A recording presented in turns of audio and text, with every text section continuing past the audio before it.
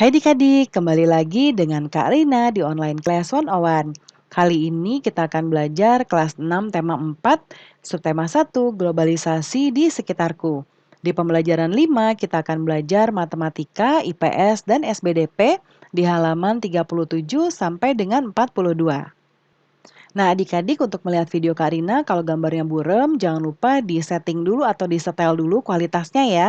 Pilih yang paling bagus resolusinya supaya gambarnya bagus. Kalau melihat video lain, adik-adik juga bisa lihat di kanan atas videonya nanti ada rekomendasi playlist dan juga pembelajaran lain, tapi sesuai judul ya. Kalau mau lihat yang kelas lain atau tema lain, bisa klik di kolom deskripsi, nanti ada daftarnya. Nah, misalnya nih adik-adik kan kelas 6 ya. Berarti pilih yang ini, klik linknya atau biru-birunya di sini. Nanti kita akan melihat daftar playlistnya. Misalnya adik-adik mau lihat kelas 6 tema 3, klik di sini putar semua. Nanti akan ada rekomendasi playlistnya di sebelah kanan. Nah, ini dibuatnya berurutan ya adik-adik. Jadi adik-adik tinggal cari aja mau lihat subtema berapa, pembelajaran berapa, dan juga halaman berapa di sini ya. Nah, kita mulai nih adik-adik, di era kata Edo ya, di era globalisasi ini Indonesia memegang peran yang sangat penting. Kebudayaan Indonesia yang mendunia membuat Indonesia semakin dikenal. Apa dampaknya bagi warga Indonesia? Yuk kita pelajari bersama. Nah, ini ada bacaan teks ya adik-adik ya. Boleh dibaca dahulu, judulnya Batik Seni Tradisional Indonesia yang Mendunia. Ya, adik-adik baca dulu ya, karena kita akan langsung menjawab pertanyaannya. Yang pertama, secara berpasangan tulis hal yang ingin kamu ketahui lebih lanjut ya dengan membuat pertanyaan. Yang pertama, seperti apa motif batik yang telah dikenal dunia? Daerah mana saja yang memproduksi batik? Nah, adik-adik nanti boleh tambahkan yang lain sebanyak-banyaknya. Kemudian kita akan menjawab pertanyaan berdasarkan teks. Jadi Karina ke teksnya dulu ya. Karena soalnya sudah ada di sebelah kanan.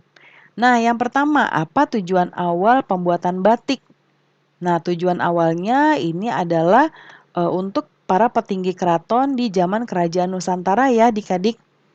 Nah, ini kita lihat ada di sini nih, di bagian ini. Kemudian jelaskan apa yang kamu ketahui tentang motif batik Indonesia. Nah, ragam batik tuh dibedakan berdasarkan area pembuatannya ya, adik-adik.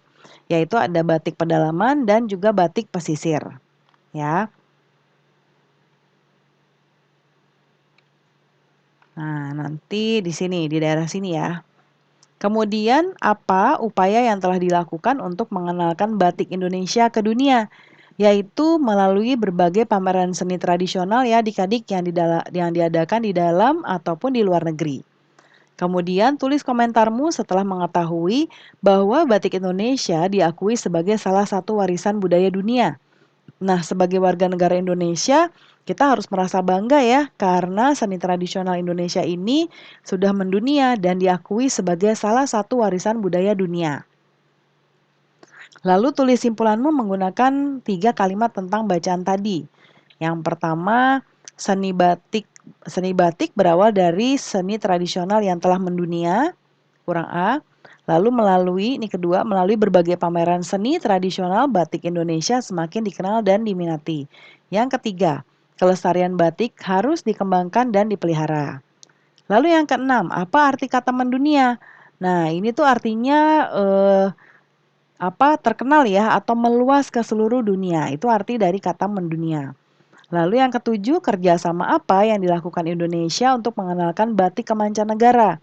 Yaitu dengan kerjasama sosial budaya karena memperkenalkan seni tradisional Indonesia. Lalu yang kedelapan, apa manfaat yang dirasakan ketika batik semakin dikenal? Yaitu manfaatnya adalah batik karya pengrajin tradisional mengalami lonjakan pemesanan ya dari mancanegara untuk pasar dunia. Nah, kita akan lanjut berikutnya. Nah, ini ada tabel ya adik-adik, carilah informasi mengenai satu kerjasama Indonesia yang dilakukan dengan negara ASEAN di bidang kebudayaan.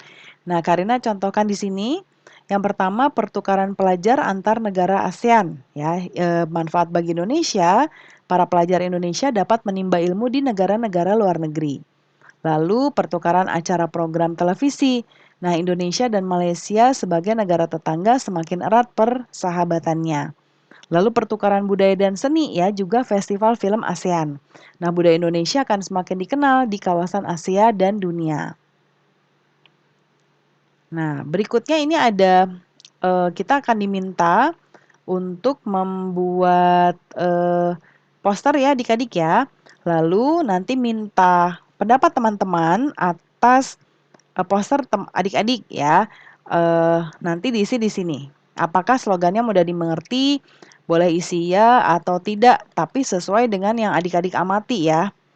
Bahasanya sudah baik belum ya, mudah dimengerti enggak, lalu ilustrasinya menarik atau gambarnya ya, menarik enggak, terus tata letaknya dan tulisannya sudah baik atau belum ya, nanti dikomentari ditaruh di sini. Nah, yang berikutnya kita akan membuat eksplorasi tentang kubus ya. Kita buat di diagram Freyer berikut ini. Ada contoh, bukan contoh, ciri-ciri dan kesimpulan. Karina sudah buat di sebelah kanan. Contohnya meliputi dadu dan tempat tisu berbentuk persegi. Lalu bukan contoh yaitu papan tulis dan radio. Kemudian ciri-cirinya memiliki 12 rusuk sama panjang, memiliki 24 sudut sama besar, memiliki 6 bidang sisi berbentuk persegi, memiliki 8 titik sudut, memiliki 4 diagonal ruang, dan memiliki 12 diagonal bidang. Kesimpulannya, kubus adalah bangun ruang yang terbentuk dari 6 sisi yang berbentuk persegi. Ya. Nah, pembelajaran kita sudah selesai adik-adik. Terima kasih sudah menonton sampai akhir. Mohon dimaafkan apabila ada kesalahan dalam perkataan maupun dalam materi yang diberikan. Sampai jumpa di pembelajaran berikutnya. Dadah!